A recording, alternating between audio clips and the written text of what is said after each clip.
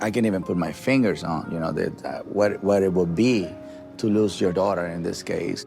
That's just a heartbreaking pain that no parent should ever have to go through. Was Leon there when... I'm curious where they're going to get... So we see, similar situations. Family member dies, something like that. You get a dog from that or whatever, right? And a lot of the reason why this behavior will get so intense is because of how much emotion is surrounding the situation.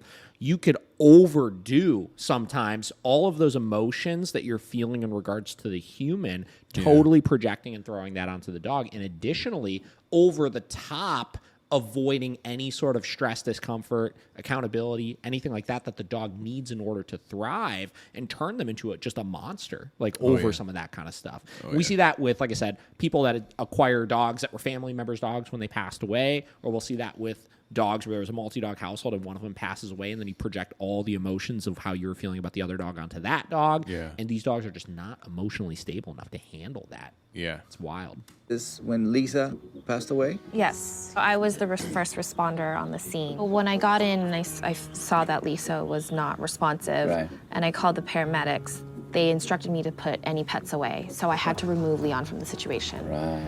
But I'm sure he could hear the 6 paramedics coming through the door. Losing someone so unexpectedly is just such a shock. I can only imagine how panicked Leon was when he saw his mom down. And it happened so quickly. I promise you guys, I'm going to say this. Some people think stuff like this is insensitive. I promise you that the dog is not thinking about that. Now, what is the dog thinking about in that moment?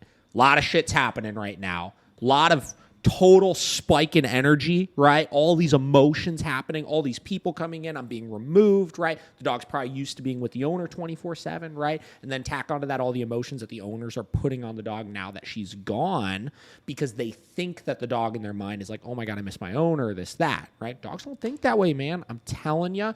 I used to say this all the time to people. If I died tomorrow, right, and I just said, here's my dogs, right, and you were a dog trainer and you knew how to communicate with dogs effectively, they'd be past it in a week. Yeah. They wouldn't think twice. You know what I mean? They're so adaptable. That's why I see board and trains come in. After a week, dog's like, cool, this is my routine now. This is what I do, right? Yeah. Yes, they remember the owner, right? In the moment when they see the owner again, they know how they feel around that person, but they're not constantly thinking about it, right? They truly do live in the moment with that kind of stuff. Yeah. So all this dog is thinking about right now in this clip is what's happening in this exact moment. Mm-hmm. I felt awful having to clear him out of the room because I know how worried he was. Do dogs experience trauma? I mean, all these paramedics walk in and all of a sudden they take her out and then he never sees her again. Would that traumatize him in any way? He does experience the moment. Now, it's up to you to let him... That's exactly what he's saying here.